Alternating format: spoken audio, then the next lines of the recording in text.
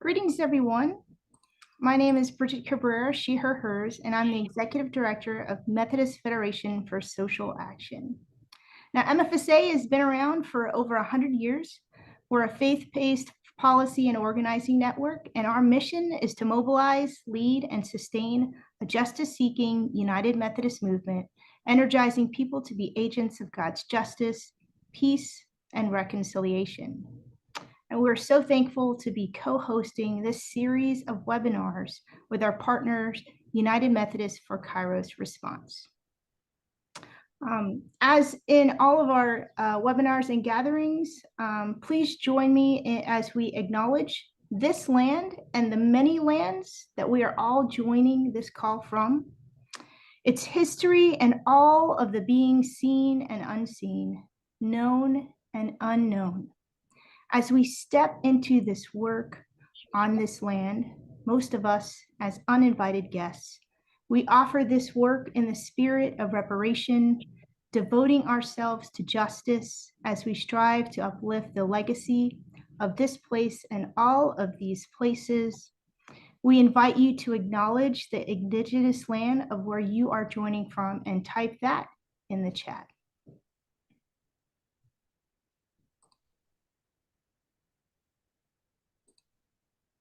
A few announcements concerning our call today. By participating in our webinars, we all covenant together to co-create an equitable and brave space where we learn, engage, and grow in relationship together. We are recording this webinar, and that recording will be shared in the coming days. So be on the lookout for that. As you have questions, you can feel free to type them in the chat at any time. You don't have to wait for the Q&A to do that. That way you don't forget your question later. And closed captioning is available. It's automatically generated, so do expect that there'll probably be some spelling errors in the closed caption, but that's available.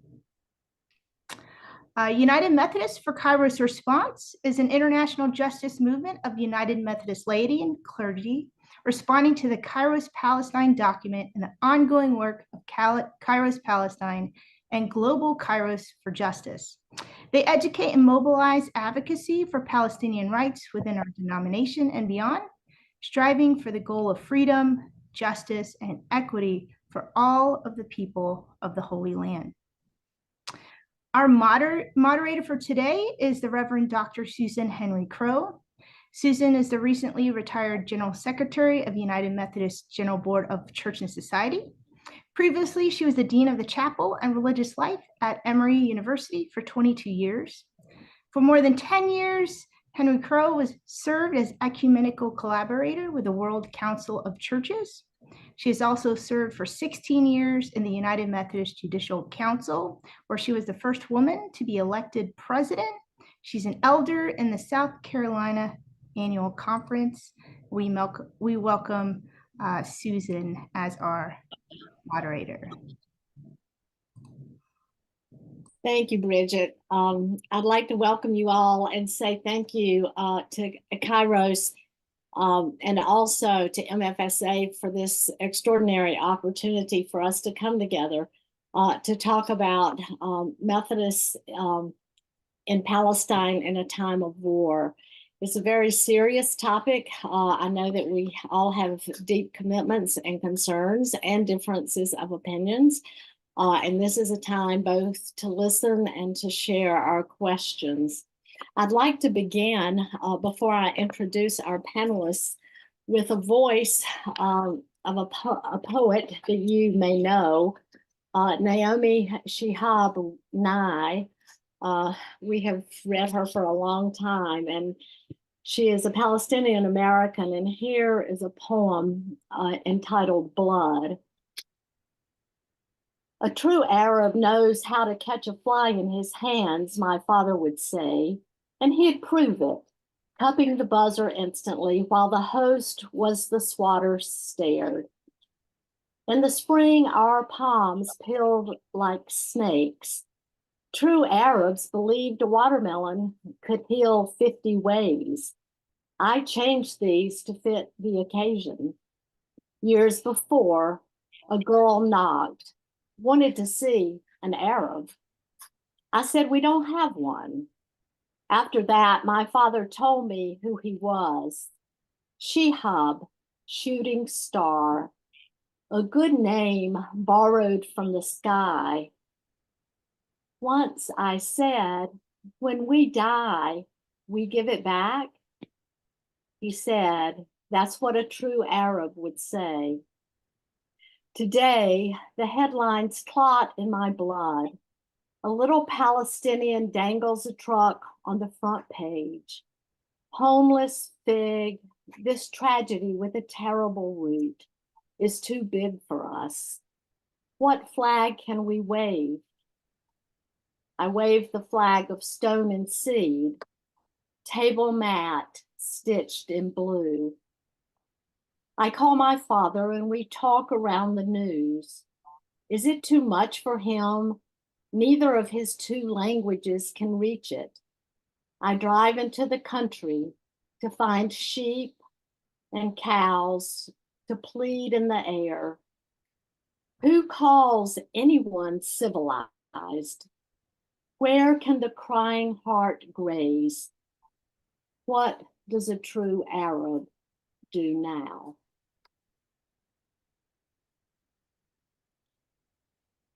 It's my great pleasure to introduce our fellow panelists. Bishop Ivan Abrams is the 4th General Secretary of the World Methodist Council and the first South African in that position. He began his tenure in 2012. From 2003 to 2012, Bishop Abrahams served as the presiding bishop of the Methodist Church of Southern Africa, one of the largest Christian denominations in Southern Africa.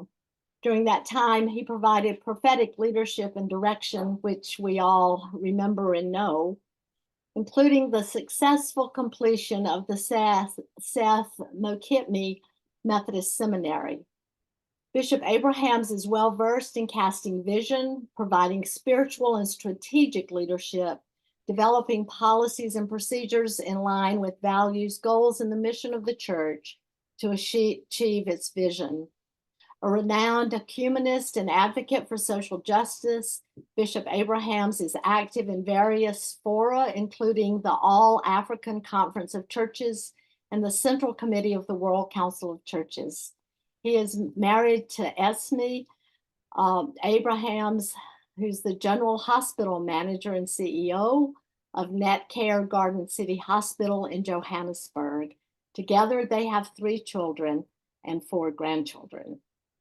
Following the remarks of Bishop Abrahams will be Mr. David Wildman, who is the Executive Secretary for Human Rights and Racial Justice with the United Methodist Church and the General Board of Global Ministries, as he serves as the GBGM liaison and steering committee to UMKR. He works on behalf of GBGM with grassroots partners in the Middle East and Afghanistan, and visits Palestine, Israel, and other parts of the Middle East regularly. David was the co-founder of the U.S. campaign to end the Israeli occupation, which is now the U.S. Campaign for Palestinian Rights, in 2001, and has served on its steering committee. He also helped found United for Peace and Justice in October of 2002. He serves on the World Council of Churches Palestine Israel Ecumenical Forum core group. From 1989 to 2001, he facilitated justice and peace seminars in the Church Center for the United Nations. He's a board member of the National Farm Worker Ministry and is active in corporate accountability work with the Interfaith Center on corporate responsibility. David holds both an MDiv and a Master of Philosophy toward doctoral work in social ethics from Union Theological Seminary in New York.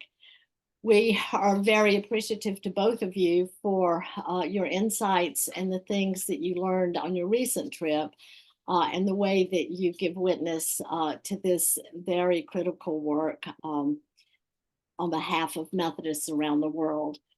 We'll now turn to Bishop Abrahams and welcome you and appreciate what you have to share with us.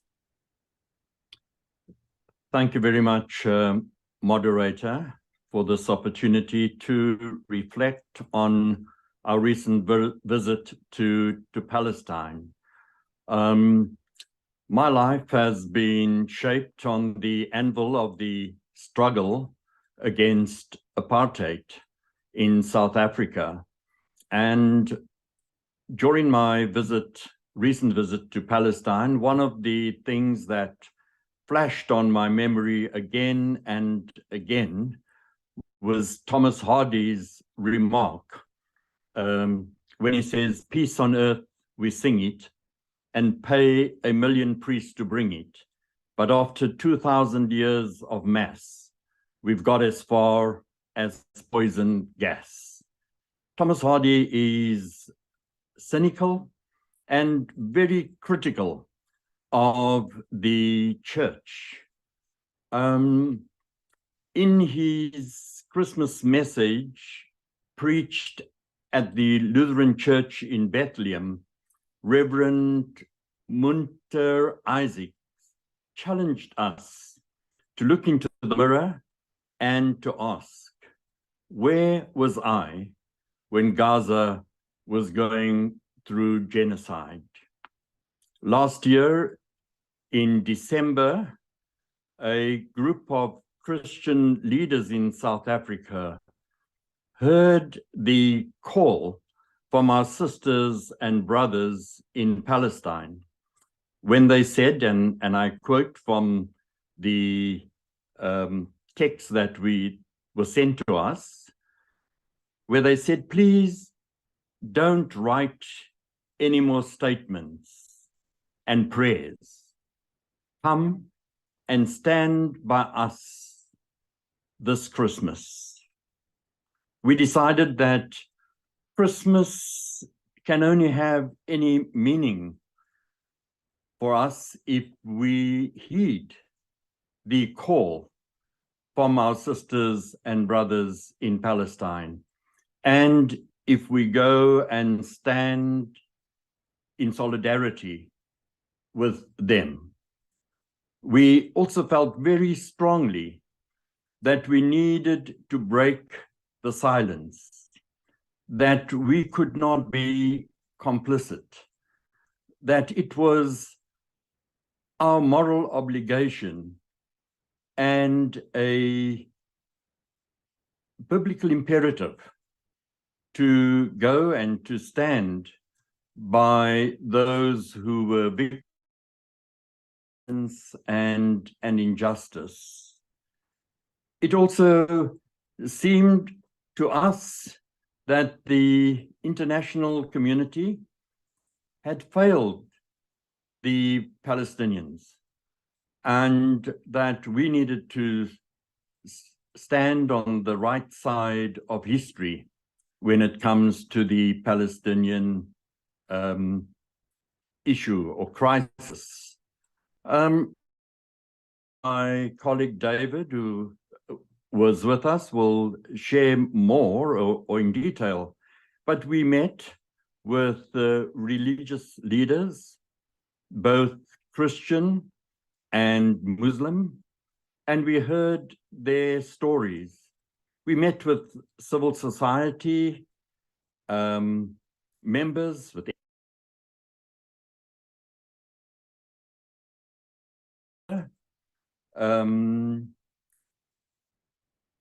Israeli ambassador to South Africa. We also met with the family of persons who were taken hostage by Hamas. We met with the mayor of Bethlehem and also with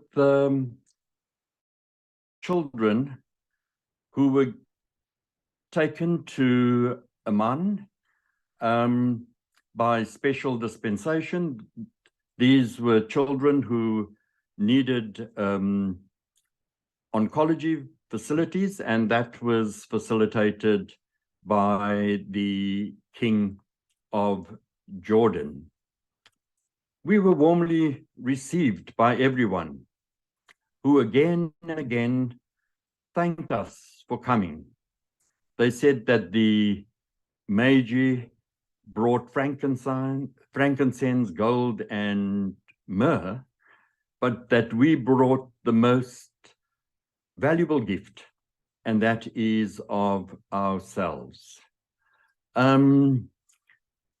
If one looks at the pictures and photographs that were taken during our visit, there are many signs and slogans written everywhere, but one that really caught my attention was a slogan above the mayor's office in Bethlehem that said, "Palestine gave the world Christ, the Prince of Peace.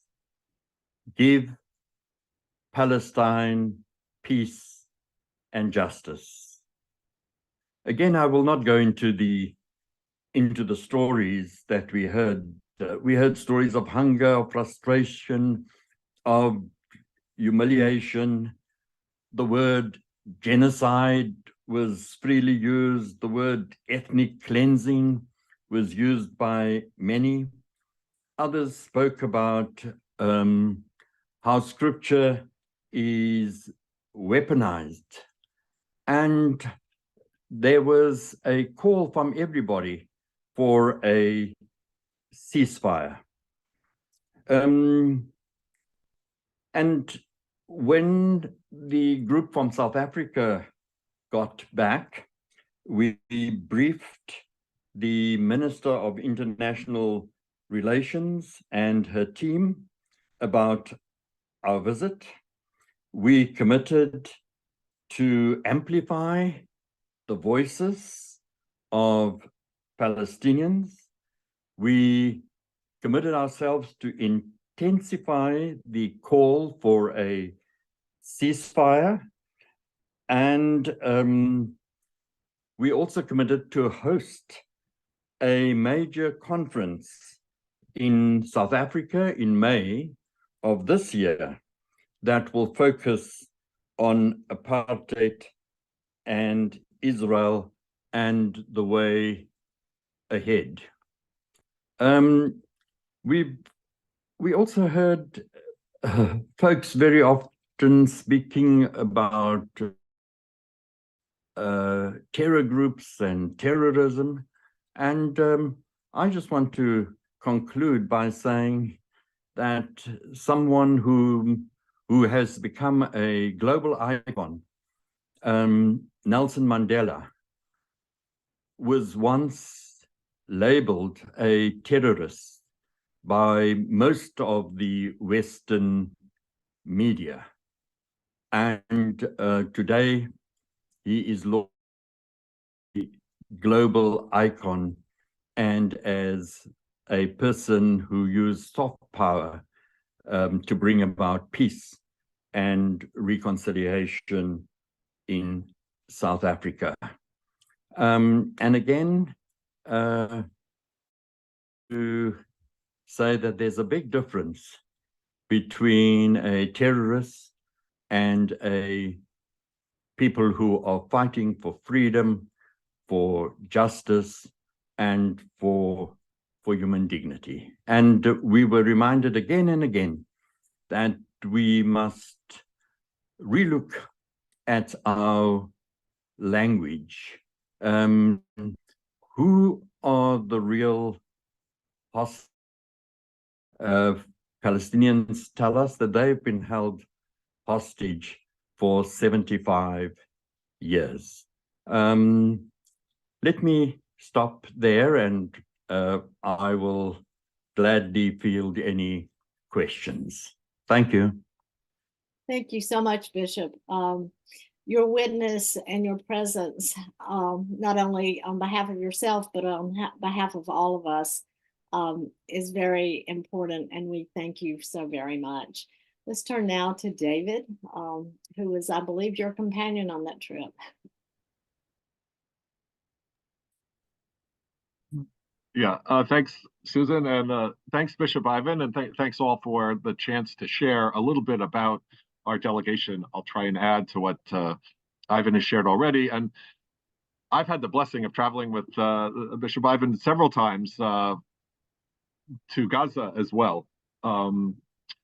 So my office is right, as many of you know, right across the street from the United Nations. And I've been closely engaged, along with a number of other religious leaders and NGOs here, to try and do whatever we could here in New York to push the Security Council and the UN to do more and support UNRWA and the other agencies. So when I got a word from South Africa about this delegation, and from our Palestinian colleagues, the invitation to say, please come and see at this critical time of Christmas, Advent and Christmas, I knew I had to go and figure out how to make that happen. And so there was a lot of support of folks who couldn't make the trip, but were very supportive. And so it's always a collective effort. But it was a humbling experience to go with South African colleagues there. I'll try and just touch on a few things. I think we all had this moment of hope in the end of November, when for a week there was a pause in the fighting, and there were some hostages that were released. There were Palestinian prisoners that were released. And yet when the fighting resumed, the intensification of Israeli bombardment was worse than ever. And so many people have died needlessly since then in Gaza and across the West Bank. And I hope we can kind of talk a little bit also about the West Bank in our time, because it's more violent than ever there, but the crisis of genocide is most apparent in Gaza. For me, the trip was really a chance to embody the call of Advent of Emmanuel, of God with us. And it's like to answer to that Reverend Munter Isaac's sermon on Christmas Eve, of like Christ being born today would be born under the rubble. How can we be with Emmanuel? How can God be with us if God is under the rubble? Well, I think this year we need to stop the rubble. We need to stop the genocide. Emmanuel means removing the rubble and showing up for our sisters and brothers when they're most in need in Palestine. And so that's, for me, a part of this trip, was embodying that sentiment of Emmanuel, of God with us, even in the hardest of times facing genocide. And you know, in the Advent story, there's angels, and they keep telling you, fear not, but they don't tell you that there's nothing to fear.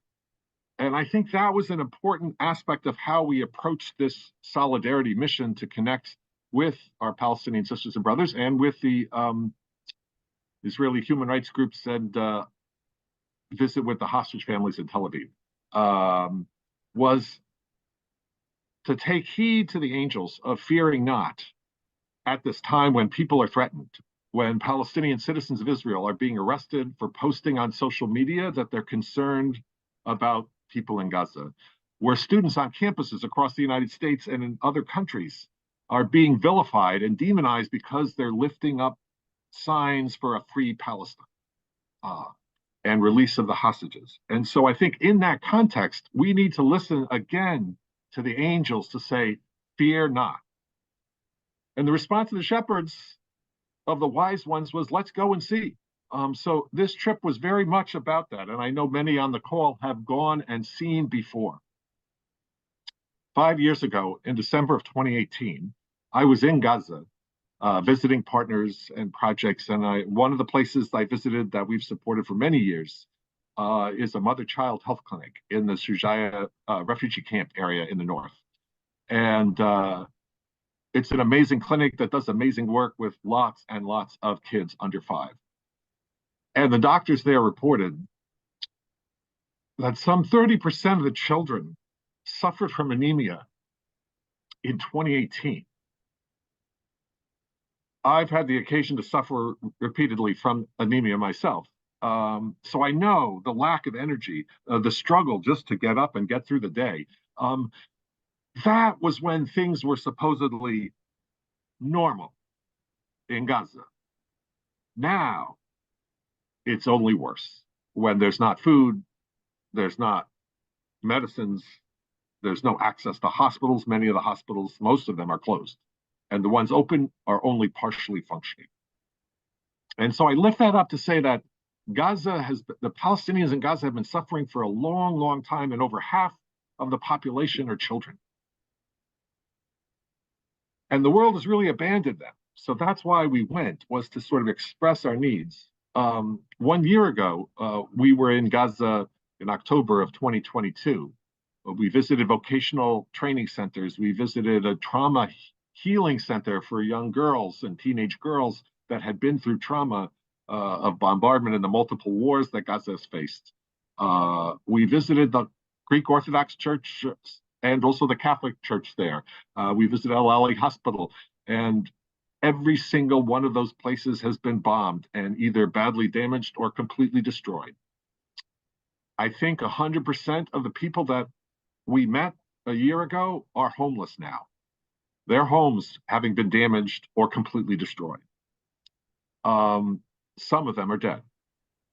My friends that are Palestinians that we met in Bethlehem talked about loved ones and relatives in Gaza that they could not visit and hear only of their death or their injury or not being able to get cancer treatments. And there was nothing that they could do in Bethlehem except maybe be in touch briefly by text or phone when the phones had a little bit of electricity in Gaza. I don't think we can imagine the horror that people are living through now. And yet there's this Arabic word, samud, steadfastness, that really is exhibited more than ever by Palestinians today, especially in Gaza, but in the West Bank too. And so we met with former prisoners who had been released. A young man who was 17 had been sentenced to 8 years in prison for throwing a stone, even though he was under house arrest at the time that he was alleged to have thrown the stone several blocks from his house. He served 8 years, but then had 2 more years added on because his family couldn't pay for the cost of his incarceration. Many of the Palestinian prisoners' families are forced to pay for their being incarcerated, often without charge or with charges where there's a 99.5% conviction rate. Now, during that pause that I said was that moment of hope where there was over 100 Israeli and international hostages that had been released, there were 240 Palestinian prisoners released. Most of them had never been charged. And I think we need to examine our language and the labels, as Ivan suggested, of why are some called hostages and others are called prisoners. But since October 7th, over 6,300 Palestinians have been detained and arrested, most of them without charge by the Israeli military. So more and more people are facing harassment and imprisonment. It's estimated that over 1 million Palestinians in the West Bank and East Jerusalem have at some point been imprisoned. And so in the same way that those of us in the United States talk about Black Lives Matter to address police brutality and the rounding up of people in Black and brown communities, we need to say today, Palestinian lives matter. And the call from Palestine was, in the face of genocide, we're hearing only silence from the global church, from the global international community. And so our being there was to be a part of a manual of showing up for our sisters and brothers, to say, we're here with you in a small, humble way for the 20 of us that were able to make it. But also, we're breaking that silence. We're going back with a message like today to all our sisters and brothers in our churches and in our governments to say, stop the genocide. And, there's been some debate about should we use the word genocide. And frankly, there's some folks that are more disappointed and more disturbed and upset by a word than they are by the massive killing. Advent is a time where we celebrate and anticipate pregnancy and birth of Mary giving birth to a Savior, to Emmanuel, God with us. Each and every day in Gaza, 180 Palestinian women give birth. most of them can't make it to a hospital. If they make it to the hospital, it may not be functioning. And if they need a C-section, if there's any complications, there may be no meds and there's certainly no anesthesia. The lucky ones can stay for maybe 3 hours before they're put in a chair and somehow being told to leave, to go somewhere. But where do they go? There's no home. They have no clothes for the baby, no diapers. How do you provide milk as a mother that's nursing when you yourself have no clean water to drink and you're not sure where the next meal is coming from? Last week, I heard an update. Catholic Relief Services, American Friends Service Committee, other groups have been joining with UNRWA to deliver food. And one organization was able to deliver 20,000 meals.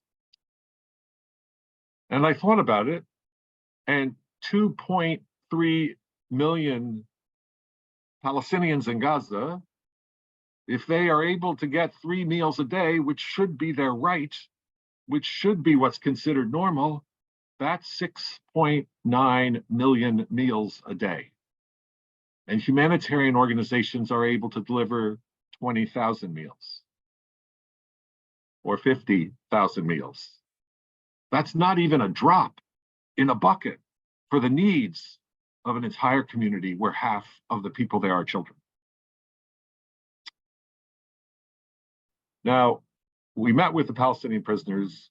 We also met with Israeli families of hostages. The Rabbis for Human Rights and Sabil, the Palestine Liberation Center, worked together to enable us to be able to visit briefly in Tel Aviv. And there was a saying among all of the hostage families that we heard over and over again, which was all for all. Release all the hostages, but also Israel needs to release all the Palestinian prisoners.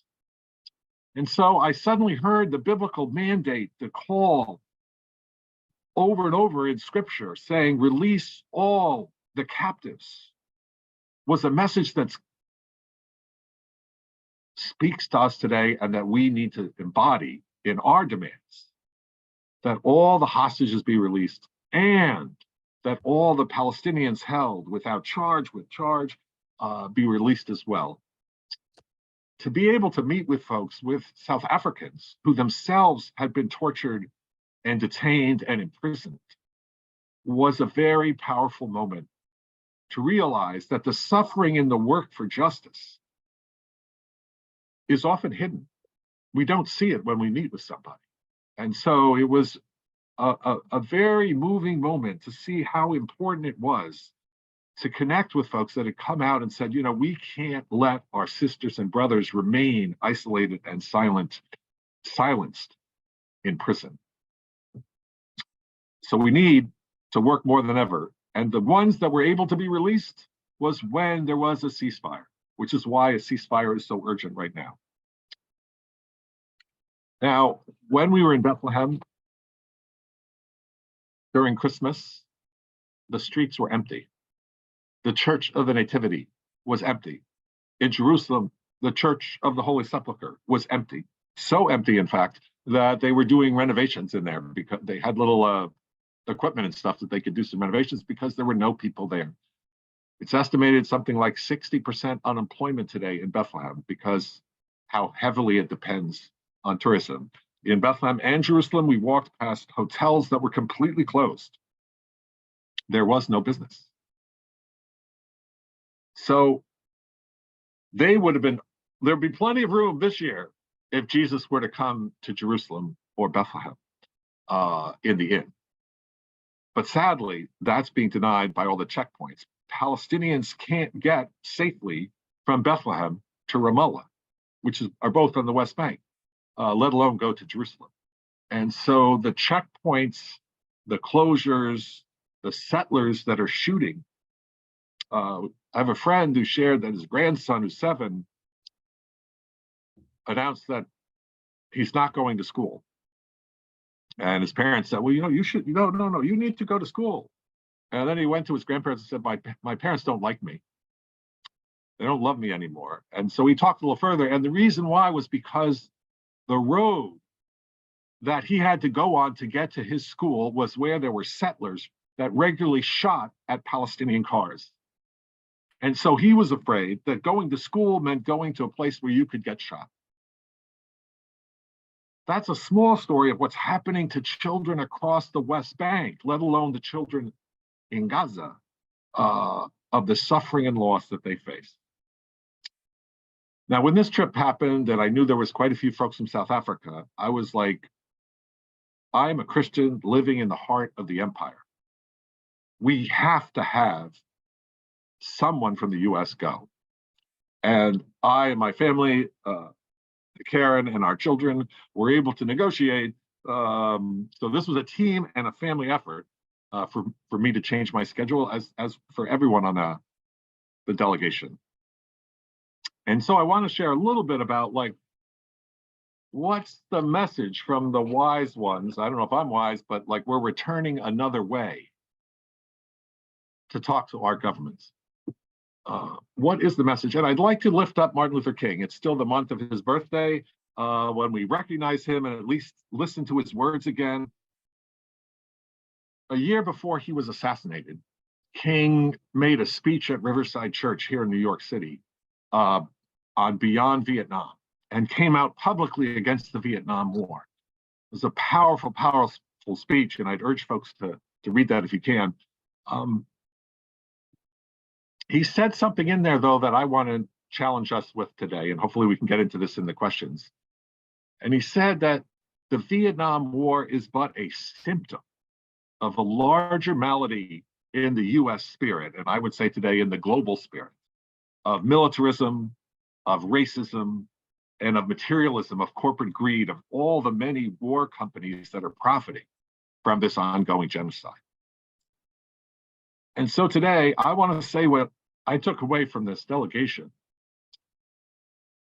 that Hamas is but a symptom of the larger structure of oppression and dispossession that's going on. Netanyahu is but a symptom. The current government in Israel is but a symptom. The administration of the United States is but a symptom of a deeper problem in the world that bends its knee to the might of military force instead of following the one who was born as a baby, that needs us to show up for Emmanuel to become real, God with us today in justice. I'll leave you with my favorite text, which is the from Luke 18 of the widow and the unjust judge, where Jesus talks about, let me tell you a story about the need to pray always and not lose heart. There are way too many widows today in Palestine, and there are some widows in Israel. And Jesus lifts up the widow as the model of leadership, not only of needing charity, but as a model of leadership of how we pave a path to justice. She must have heard those angels to say, fear not, to go to an unjust judge and demand justice. That's what Palestinians are doing. That's what South Africa did at the International Court of Justice. That's what we must do today. And there's a growing global movement to call for ceasefire, to call for a global arms embargo on Israel until these atrocities end. We need to hear the angels as well, to fear not.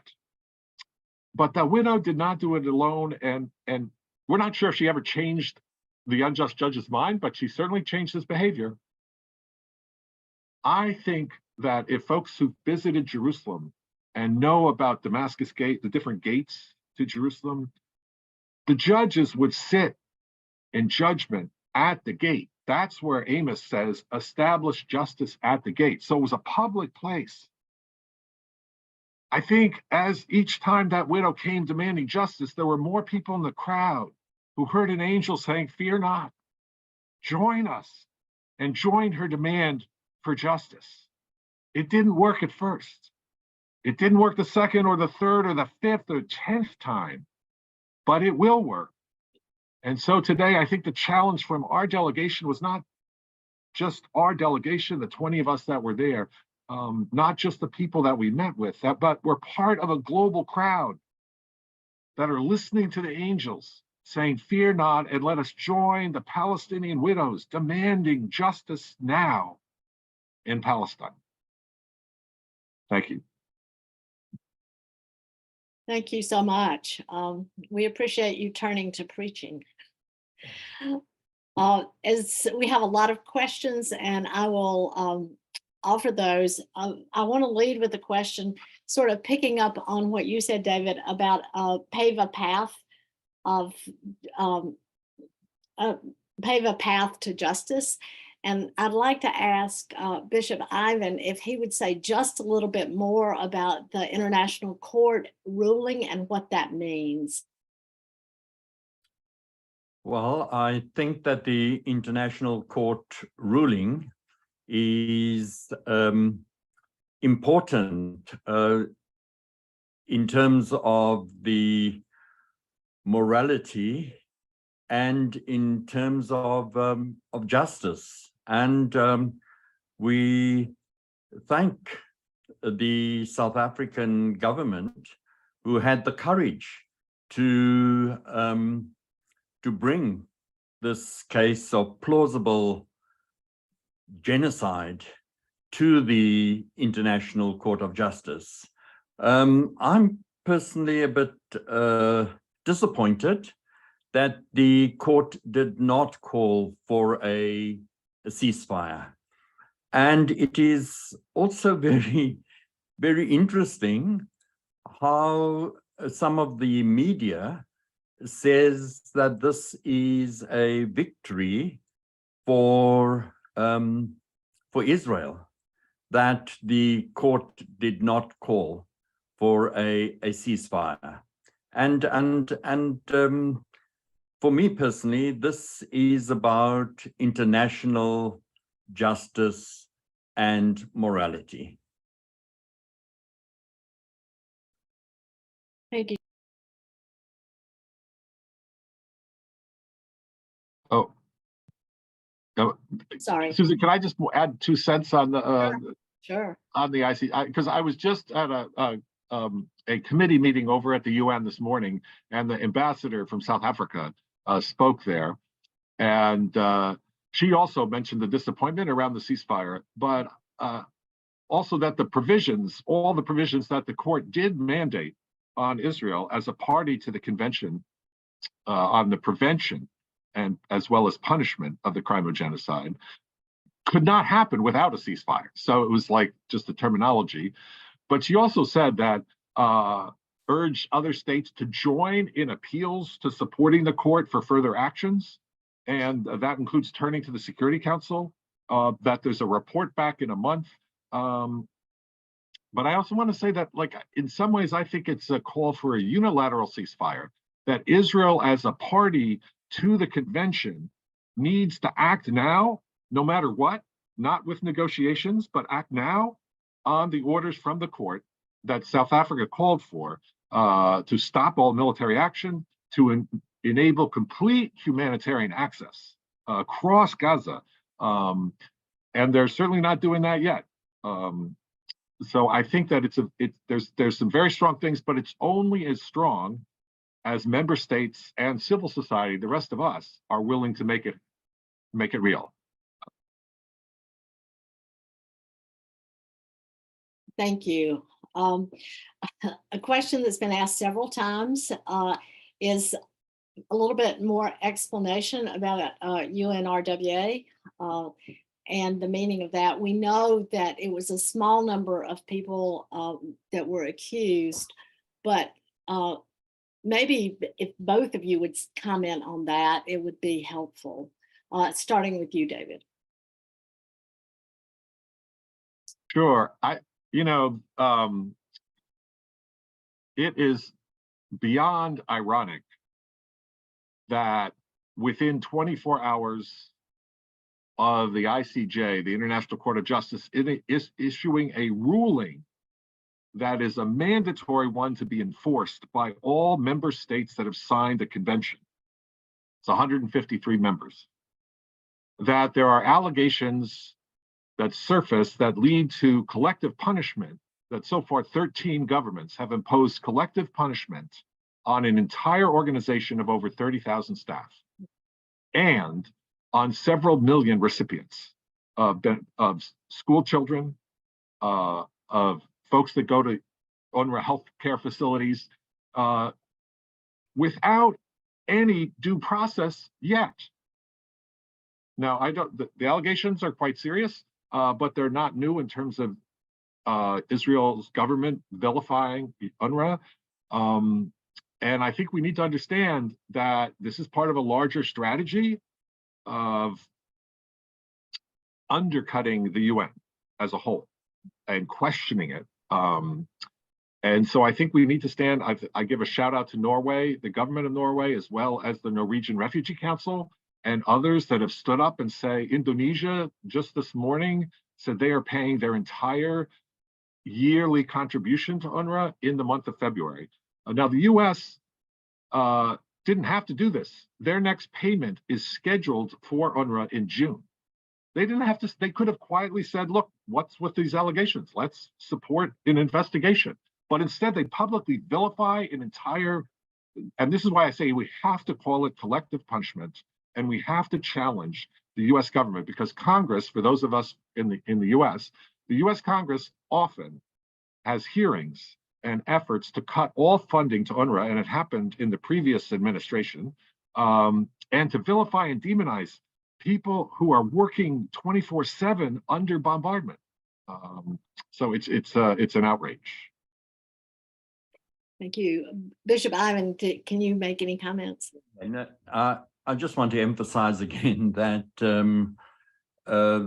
what we're talking about here and why South Africa went to the International Court of Justice is all about the rule of law. And that, again, re-emphasize with my brother that it is interesting that these allegations only followed after the ruling. And what about due process? I mean, the International Court of Justice, South Africa and Israel had an opportunity to state their case, and there was due process, and we all need to follow international justice and the rule of law. But there's no due process as far as the allegations are concerned. I'm going to get to the question of what Methodists can do in a minute, but before we go there, both of you have alluded to this a little bit, but the expansion of the war into the West Bank, can you comment on that?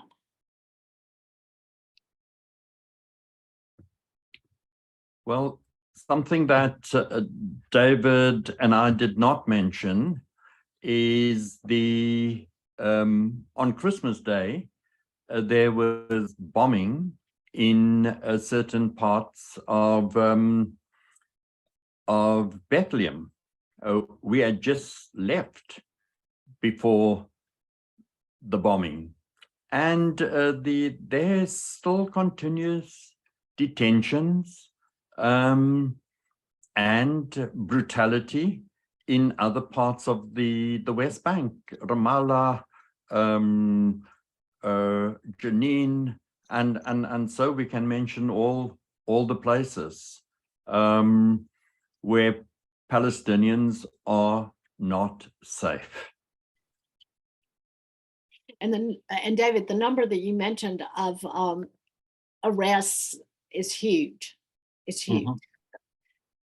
Yeah, there's arrests happening. I mean, just yesterday in Jenin, people may have seen that this is a grave violation, one of many grave, but the latest example of an undercover Israeli operatives went into a hospital disguised as Muslim women and doctors and assassinated 3 patients that were in the hospital. in the middle of the night. They could have arrested them if they had reason to think that there was charges and had them be subjected to a trial, although getting due process in military courts is pretty limited. But they didn't. They assassinated them in the hospital.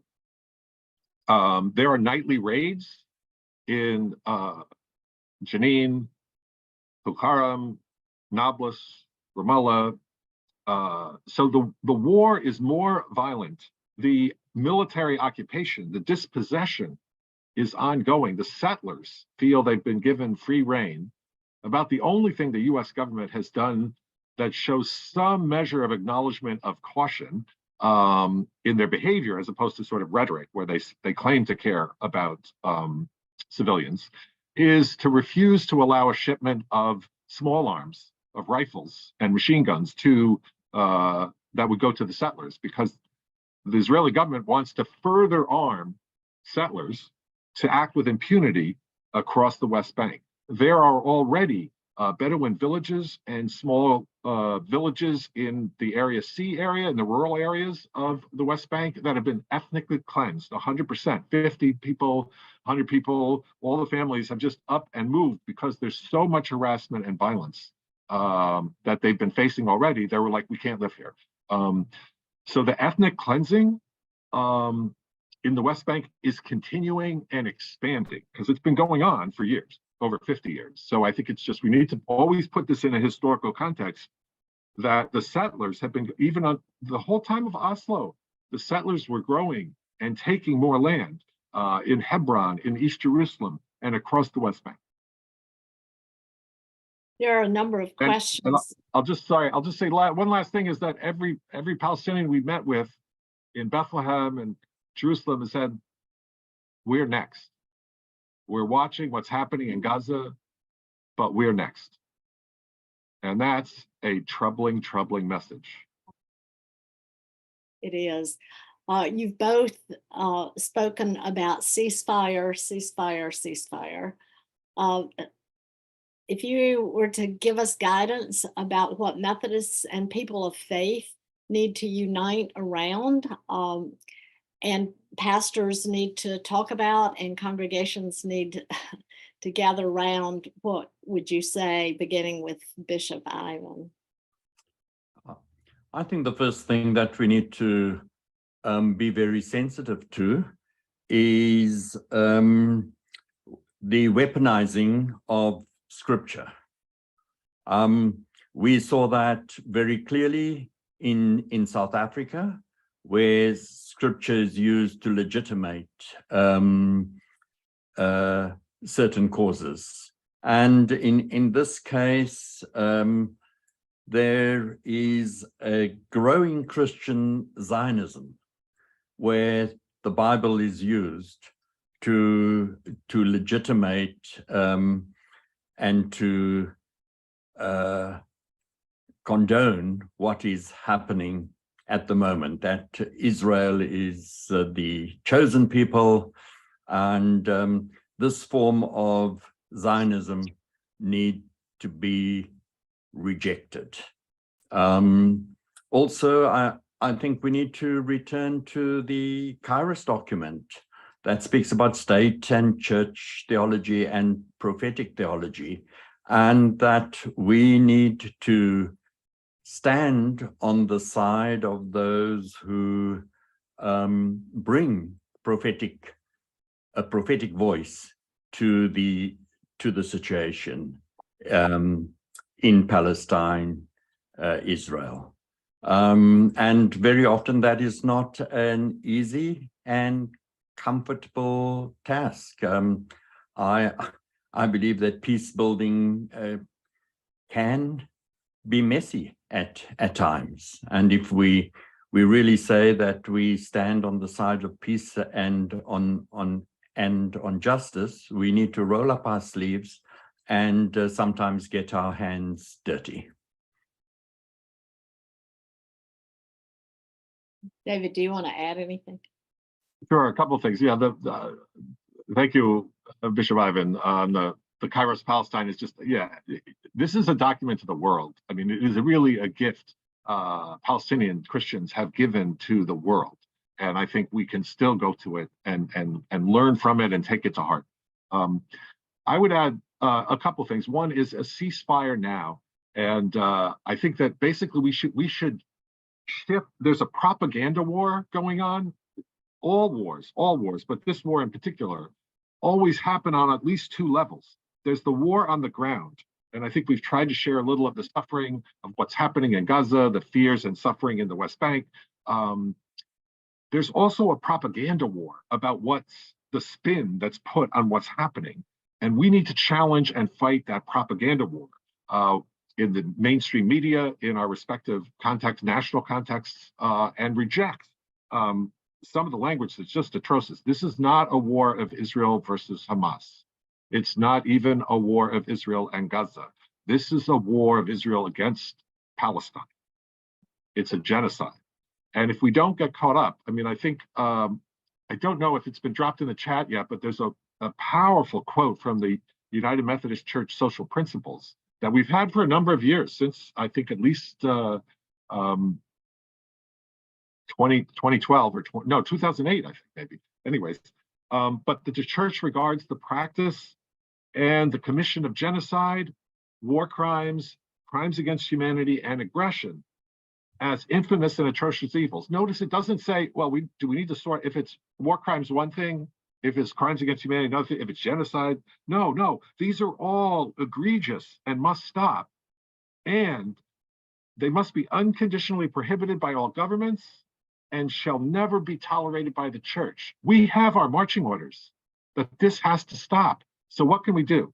I think there's a growing call that was launched by 16 humanitarian and human rights organizations last week. It now has over 70 that have signed on for an end to arms transfers globally to Israel and the Palestinian militants. But it's an end to all arms transfers in both directions, because sadly, there's a number of countries in the global south who express solidarity with the Palestinian people, but are happy to buy arms and surveillance technology from the state of Israel and from Israeli companies. That needs to be challenged. And the US especially, but also the United Kingdom, Sweden, Germany, others that sell to Israel have to stop. It's their legal obligation under the International Court of Justice to use an arms embargo like this to stop.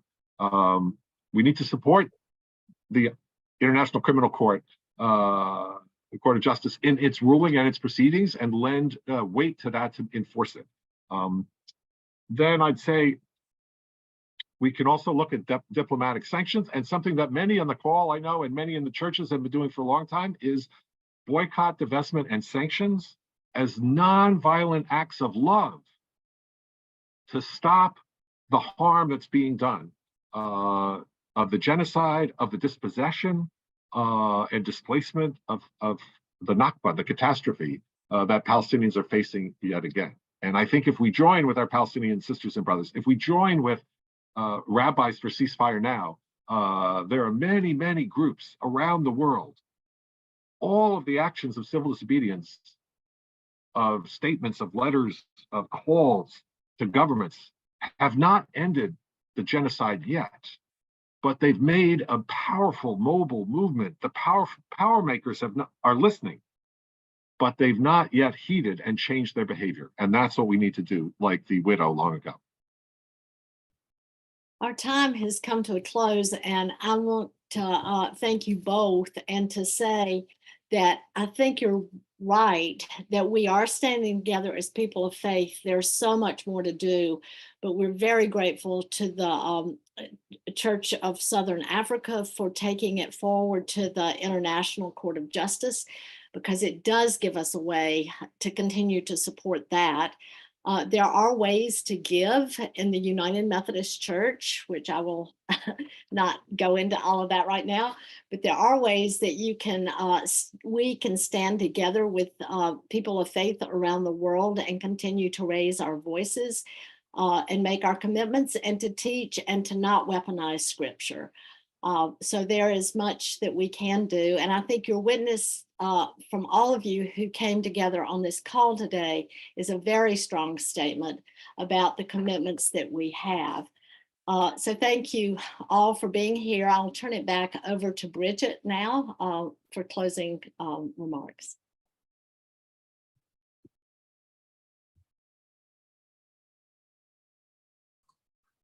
Hey everyone, thank you again for joining us today. Thank you for this very important conversation. I have had a lot of folks ask about the recording. We did record the webinar today. It will be shared out. They'll be both on MFSA's and UMKR's websites, on our YouTube channels. It'll also be emailed out in our next newsletters. So please take a look at that and also share it. Share it with your churches, share it with your friends, share it with your Sunday school classes. Very important to continue to get more information out. We will be gathering again next month. February 21st is our next webinar. So please mark your calendars.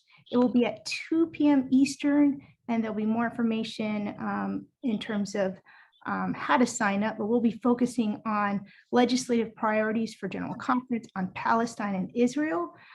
So it'll be a very important conversation. So I hope you will join us next time. Thank you everyone for being with us today.